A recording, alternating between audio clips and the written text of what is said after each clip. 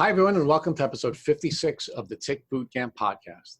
The title of today's interview is I Am Not Crazy, an interview with Getine Taylor.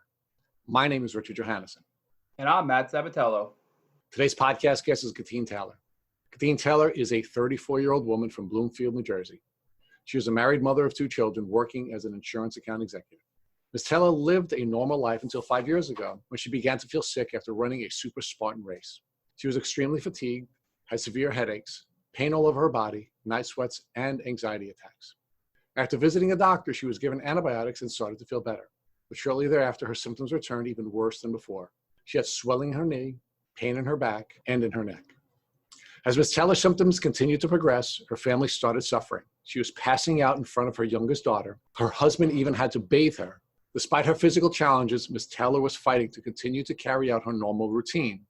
But her husband couldn't accept the explanation that doctors were giving them, that it was all in Ms. Taylor's head. He started to research on his own and believed her symptoms were consistent with Lyme disease.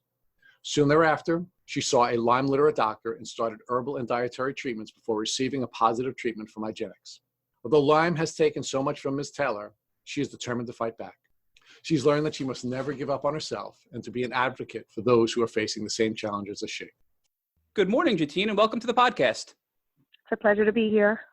So I'd like to start by introducing you to our audience. Can you tell us where you live? Bloomfield, New Jersey. And where did you grow up? I grew up in Newark, New Jersey. And where did you go to school, Getine? I went to two schools, Bloomfield Tech, and graduated from Barringer High School. And what do you do today for a job? I work for an insurance company. I have over 16 years experience, and I'm an insurance account executive. Getine, because tick diseases are family diseases, I hope you don't mind me asking you to share a little bit about your family. I am married. My husband, Brian. I have two daughters, Trinity and Cheyenne, Trinity is 18 and recently started college, and Cheyenne is going to be 11, and she's in 5th grade. And prior to your tick disease, did you have any goals or desires that you weren't able to meet because of your illness? Yes, I was in the best shape of my life. I was in the gym, surrounded just by fitness people and starting to do races. And my goal in the future was to be a fitness instructor, a fitness coach, and just help everybody live a healthy lifestyle. And at what point did this tick disease start to impact your life and you became symptomatic? It was in 2014. It was my first super Spartan race that I did with a couple of my gym friends. And after the race, I became very, very ill. My husband actually was in New Hampshire for a couple of months away at work, and I was with the kids alone and started experiencing just like flu-like symptoms. My body was very achy. I had severe night sweats, drenched night sweats, pain in my body, and severe headaches. How did this progress? So when your husband came home, did you go see the doctor to see if there was something wrong or if you had some sort of illness, or did you just wait it out to see if they would go away on their own? So I waited about a week. I told my husband I wasn't feeling well, but he was all the way in New Hampshire, and I kind of, I'm a pretty strong woman, so I'm like motivated. Oh, it's okay. It's just a little cold, or, it'll get better, to the point that it started to progress and it would hurt to walk. And my body just basically felt like if it was giving up. So I actually called my father-in-law and said, I need you to take me to the hospital. Something is really, really wrong. So we went to the hospital and, they tested me. They said my white count was low. They said, well, I think you have mono. And they gave me like a week of antibiotics and sent me off. I took the antibiotics and I started to feel slightly better. And then it just kept progressing from there. Do you think that the antibiotics helped because they were sort of helping with the Lyme a little bit, and then because it wasn't enough, the symptoms just came back? Yes, definitely. I think that the antibiotics kind of masked some of the symptoms for a little while.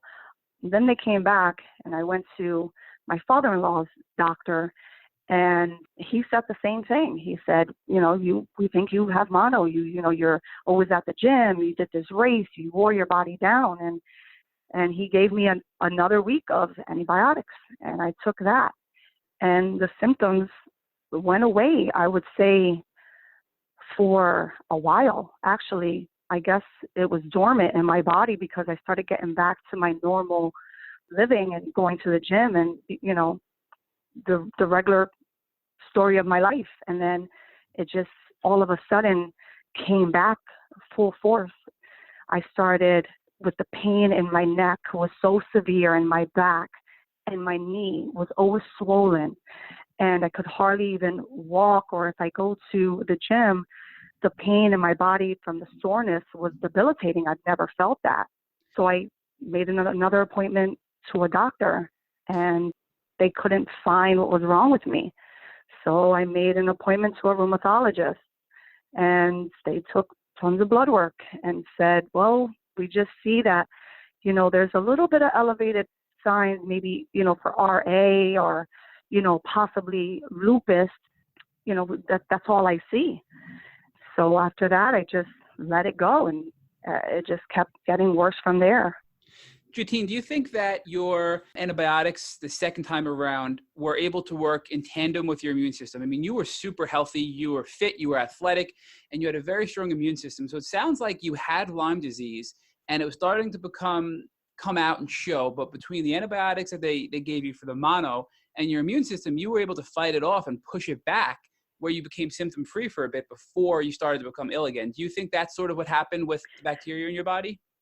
Totally agree. I was in the best shape of my life. I ate healthy for the most part. I took certain supplements and I took care of myself. I feel that if it was at this point in my life where I'm not in the greatest health or shape, it definitely would have affected me way more. And we know Lyme disease really presents itself and flourishes when your body's weak and when you're down. And after doing that super Spartan, you were probably really exhausted. And that's when I think it sounds like Lyme presented itself and you became symptomatic very quickly within weeks, where your symptoms got severe. And then your body sort of got strong enough again to put it at bay. And then you got misdiagnosed with mono, and then unfortunately it came back. And at that point, when you continued to see these specialists, you had the RA misdiagnosis, the arthritis and the lupus. Did you believe those diagnoses, or did you think, hey, that's not what I have, I got to keep fighting to see what's next? No, the symptoms just never went away, and it was becoming frustrating. And I started to research, going on the websites and just looking up all my symptoms. And I went to another doctor and discussed my symptoms and was told that I had fibromyalgia. At that point, researching fibromyalgia, I started to believe, okay, well, that kind of makes sense with the way everything is going on. So I started to believe I had that. Into a passing of my grandfather created a lot of stress in my body, and my husband with changing of jobs. So things just started to get a little bit stressful in life. And I guess that because of the stress, my immune system started to weaken and the symptoms came back again. And this time I was having really major depression, and anxiety attacks were so intense that I didn't even want to be around people. I started to isolate myself and just missing work, and everything was just going really downhill from there. And it took you 2 years to get a diagnosis. And in this 2-year window, you had all this misdiagnosed illnesses from your various doctors. How was your sickness impacting your family life? How is it impacting your relationship with your husband and your children?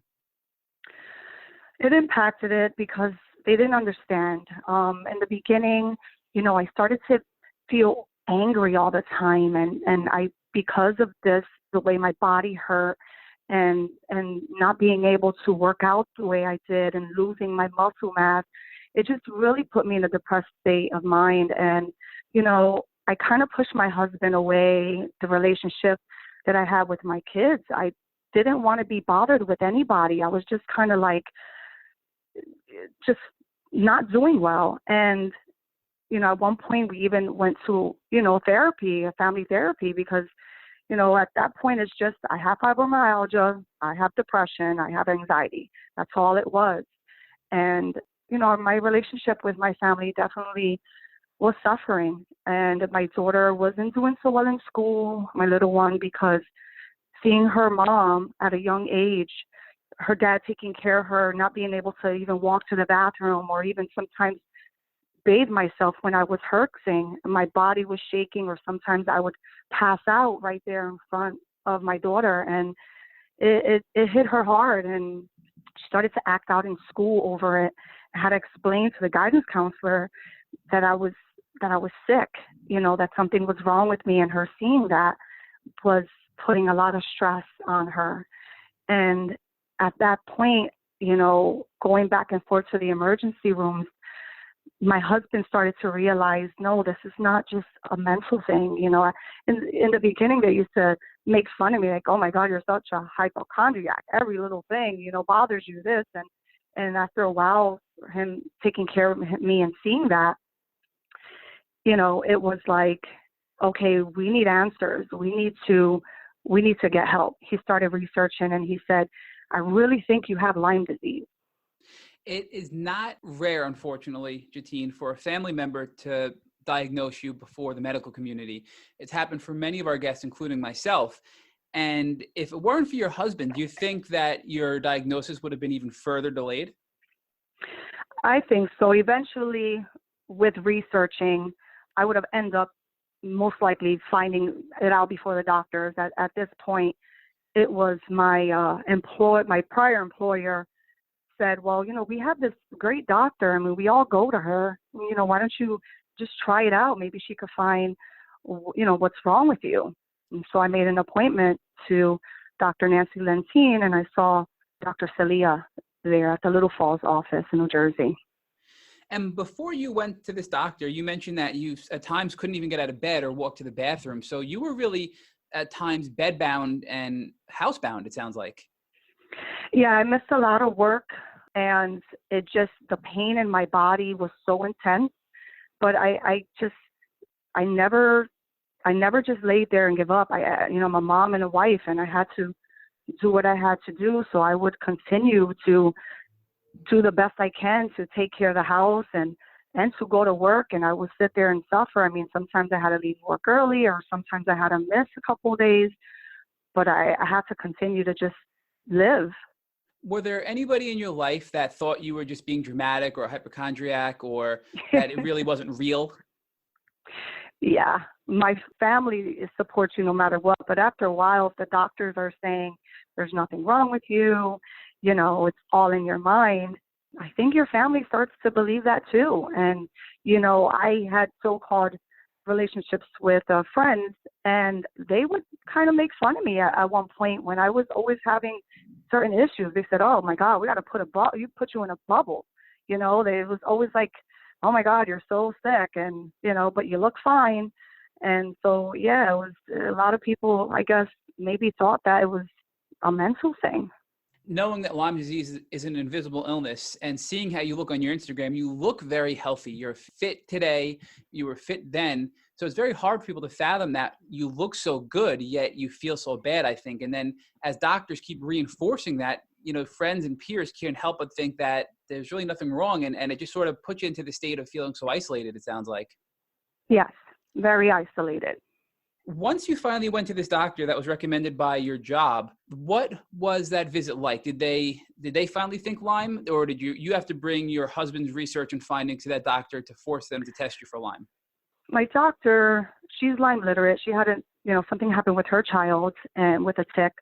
So she researched. Actually, when I walked into the office, when you sign up as a new patient, they give you this questionnaire that asks you your symptoms. And it's kind of almost like a Lyme questionnaire.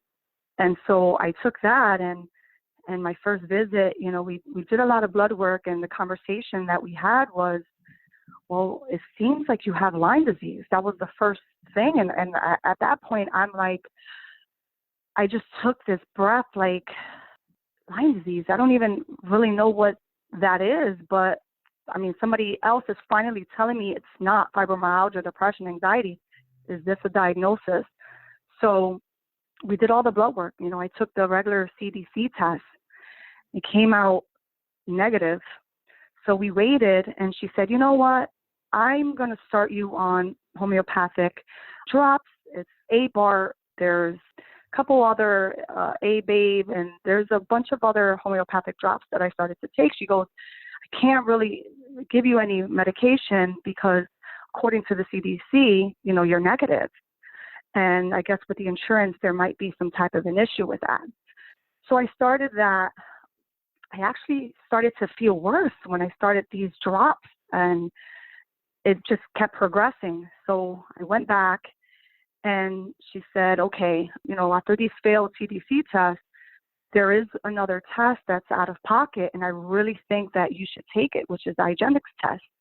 And at this point in my life, and I just want a diagnosis. I want to believe I'm not crazy, that there is something really wrong going on in my body. And so we took the test. Getine, I have to ask you, what did you know about tics before you got this diagnosis with your doctor? I knew absolutely nothing. Had I known, or had somebody mentioned, instead of wearing sunscreen at this race that you're in surrounded by trees and grass and forest, everything, if somebody would have mentioned, hey, wear long sleeve shirt, long pants, make sure you're covered, spray yourself, check for ticks when you're done. Had I noticed, that would have changed everything. And Getine, did you ever even hear of Lyme disease before your diagnosis? No. Here you are now, you're going through these homeopathic drops by your doctor and you're feeling worse. You still don't have a positive Lyme test, and you go back and say, I'm not feeling well. Things are getting worse. What are your next steps? Well, she said it was going to take a while for, the IGeneX test to come back. And in that time period, I started to really research now about Lyme disease. Like, I started reading everything. I started educating myself just in case she came back and said, yes, this is what it was. Living with those years with not knowing what was wrong with me and just kind of feeding into what the doctors was telling me, it was so frustrating. And I just wanted to hear, yes, this is what it is. And at that point, I went back to the doctor. My test results are in, and I sit down and I'm just shaking. I'm like, Lord, I just need to know what is wrong with me. And she read out, you have Lyme disease and co-infections. Getine, I have to ask you, you just mentioned that your faith played a role in this at this point. Were you a religious person or a faithful person prior to this? No, I was not a religious person at all. Growing up as a Catholic, my parents, my family, we went to church once every couple of years, whether it was a Easter or Christmas. I didn't think about faith. I didn't know anything about it. It was when, I was starting to get the treatment, and I said, I need to seek help to go through this. I found this amazing Christian church, and I started to go there, and that everything changed my faith because of what I was going through. And when you went back and you finally had this positive IGeneX test, was there any discussion of changing your diet, like an elimination diet, to see if that would be helpful? Yes. Dr. Celia is she likes to do holistic type treatments. She's not really big on antibiotics, but she knew that I had to start on it. And so she also told me, you have to stay away from gluten and dairy and sugar, and you should try to do more of an alkaline diet. And at that point, I've said, okay, whatever it takes for me to get better. And you mentioned that she wasn't really big on antibiotics, but she knew that you needed them. So did she end up prescribing antibiotics once you had the positive IGeneX test?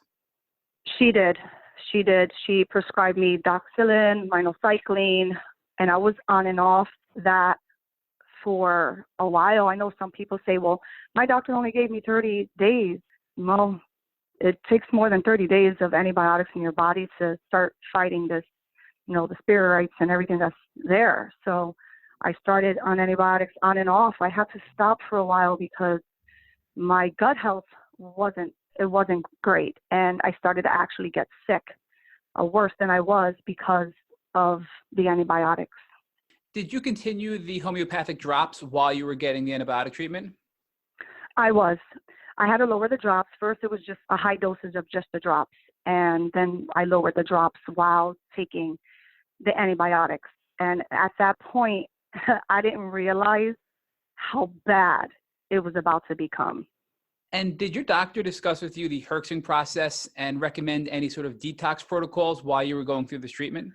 Yeah, she explained that I was going to feel worse before I got better, and that she recommended activated charcoal to help, I guess, eliminate the toxins that was in the body.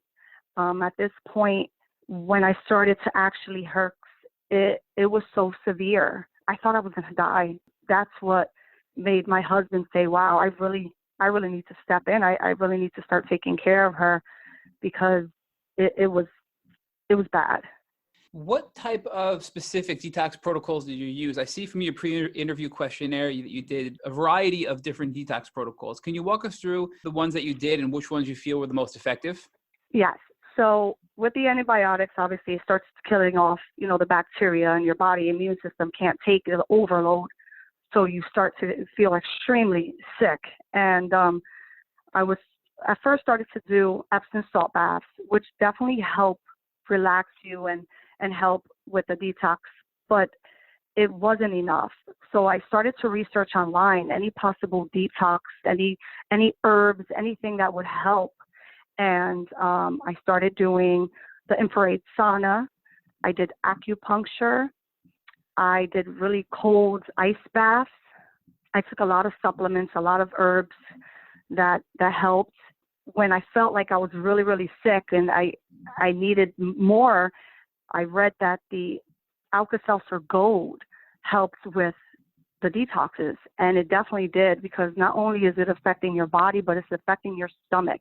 Obviously we all know our stomach is everything, what goes on in there. So when you're taking antibiotics for so long, it's very weak. So with everything else, it's like an overload. So detoxing is so important, and it really helps so much get rid of all the toxins. Getine, we heard it last week as well from our podcast guests that they used Alka-Seltzer Gold, and it was super helpful in detoxing and reducing the herxing effect. Do you have any idea why it's so helpful? To be honest, I'm not sure.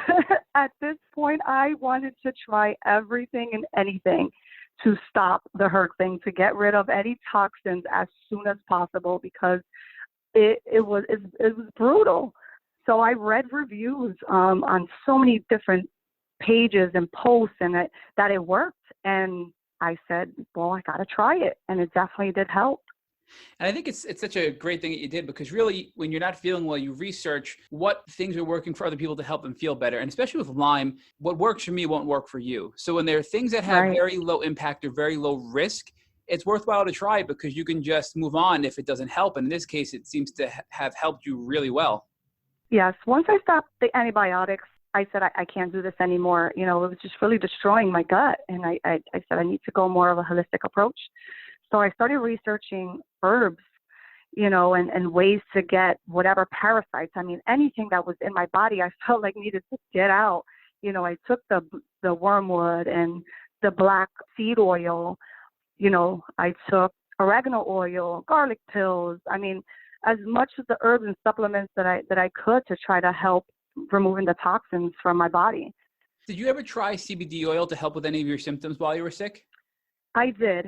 With the Lyme disease, created terrible insomnia. That was one of the worst things that I experienced, not being able to sleep, taking care of kids and having to go to work. That was the biggest issue I had, along with the pain that it caused in my body. So I did try the CBD oil, and it helped. I mean, it's not for everyone. I didn't take it long. I just took it as much as I needed at that time. I also see that from your pre-interview questionnaire, you did several things to help your lymphatic system, which is super important, and I feel like not discussed enough in the Lyme community. You did dry brushing and lymph massages to help your lymphatic system circulate better and get the toxins out of your body and help expose the Lyme bacteria to get killed. Yes, definitely. It's a very important role to get that going, because with all the toxins, it just builds up and it has nowhere to go. So of course, with the researching again, I purchased this brush, and you just dry brush your body just to kind of get everything out. And then I would schedule, a massage appointment and let them know that I wanted the lymphatic drainage. And it would help tremendously. I felt so much better, and just everything started to get better where I was able to move more. The pain in my knees started to disappear, and after that, I also went to chiropractic, which was great. That helped as well. It's very important to just take care of your whole body. While you were doing all this, I mean, this is a lot of treatment. You went on antibiotics for about 6 months after having these homeopathic drops from your doctor. Then you went off the antibiotics and you went the holistic route and did a lot of herbs and a lot of things to improve your immune system and your lymphatic system. How was this impacting your life, in your career, in your family, and especially with your children? Really hard to say how impacted after. Kind of everything at this point was a lot better, where they started to understand and help me along with the process. And I mean, financially, that impacted things. You have to pay everything out of pocket. It's not something that the insurance covers. So that was the biggest impact. It was trying to stay afloat with all the medications and the supplements and the lymph massages and whatever else you can possibly get. And do you think that that your relationships improved because you finally had a real diagnosis of Lyme disease? And prior to that, it was all of these other diagnoses that weren't accurate, and it was causing some conflict in your family. But once you had this real diagnosis, there was more support because of that? Yes. I didn't feel crazy anymore. There was times where my depression and anxiety it was so severe. I didn't care about anything. To be honest, I started to just lose hope. And, after getting this diagnosis and showing my family, like, this is what it is, they became very supportive, whatever they can help me with, they did. I had a strong belief that if, I have to pay it forward. I started following Lyme groups, and I created a fundraiser to, give back to people who are suffering from Lyme, who don't have the money to pay for certain things. And just seeing everybody come out to this comedy show and this tricky tray that I created with the help of friends to give back was an amazing feeling, to finally say, I'm not crazy. There was something really wrong going on. And to have a support system now is amazing. So clearly this approach worked. And I want to ask one question before getting to how your life is different now. As you mentioned, you're sort of looking at life a different way. But looking back at all of the various treatment protocols and also the various therapeutical protocols that you used to help sort of alleviate your symptoms while you were getting treatment, what were the best treatment options you think were helpful for you in your particular case? I would definitely say the holistic approach, all the herbs and the supplements, the juicing, the eating better. I found out afterwards that Lyme actually created a gluten allergy and a couple other food allergies. And just changing your diet is the biggest thing you can possibly do to help with the Lyme disease. Eliminating sugar and gluten and dairy and things like that definitely helps.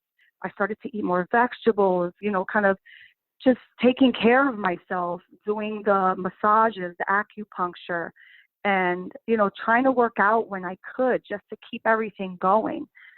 Definitely the detoxing. You have to detox as much as possible, or else it's just going to stay in there and just continue to make you sick. So clearly this has been a very effective approach you took, because you noted on your questionnaire that you're 75% back to your normal health than you were from when you first got sick. And that's just amazing. And because of that, you're feeling healthy enough now to not only work, but give back to the community. And, one thing that we've enjoyed about this podcast is that almost every one of our guests have said that their Tick Bite experience has not been all bad, that there have been some things that have been good, and they really wanted to change their worldview as a result of that. So can you share with us how your tick journey has been positively transformational? Yes, it made me realize how strong I can be. It brought me to my new faith, trusting in God and being around supportive people in my church. It just taught me that you have to just live life, and obviously everyone goes through things and you're going to suffer from certain ailments, but to not give up, that things are going to get better, and just be strong, be your own advocate, and, just keep fighting for what you believe in. And sometimes doctors are great, but they don't know everything. So you just gotta research and do whatever you can to know what's going on with you. But definitely, I am stronger. I have my faith, and getting back into exercising is amazing. And aside from your personal changes and your personal growth, there's been a lot of growth from you from a standpoint of outreach also. You mentioned that you had some events to raise awareness of Lyme disease, to raise funding for Lyme disease. Can you give us a little more detail about what you have done and what you will be doing to help the Lyme community? Yeah, so my goal is to definitely be an advocate for Lyme disease, to spread as much awareness as possible, whether it's just with friends, family, posting on Instagram, Facebook, just joining groups to see what else I can possibly do to get the word out, and just creating more fundraisers. And my future, I'm really trying to create, fun fundraisers to try to help with funds to just help with the Lyme community. Getine, the experts in the Lyme and tick disease community are the people whose lives have been changed by their experience. A number of them have begun to use their special strengths to protect and help other people and their families avoid the pain that's caused by a tick bite. Here at Tick Bootcamp, we call these superheroes tick hackers. So based on your experience and knowing what you know now, what would you do if you received a phone call from someone you care about telling you they were bitten by a tick? I would say remove the tick, put it in a Ziploc bag, and get it tested immediately. If not, put it in the refrigerator until you're able to do so. I would make an appointment with the doctor as soon as possible, and try your best to try to get on antibiotics as soon as possible. Getine, you are a tick hacker. Thank you for listening to the Tick Bootcamp interview with Getine Taylor. To our listeners, we have a call to action. First, if you'd like to learn more about Getine Taylor's journey, please visit her Instagram at GEETAY_1028. Second, if you enjoyed this episode of the Tick Bootcamp podcast, please share it with your friends by using the social media buttons you see at the bottom of the post. Third, we here at Tick Bootcamp have created a tick bite blueprint that is inspired by the information that has been provided to us by our past podcast guests. We urge you to visit our website at www.tickbootcamp.com to visit our blueprint. We would appreciate it if you would contact us with any suggestions you have for improvements. Fourth, please don't forget to subscribe to this podcast on iTunes, Google Play Music, or Spotify to get your automatic episodes of our Tick Bootcamp podcast. And finally, we thank our listeners for their comments on our past podcast episodes. Thank you for listening.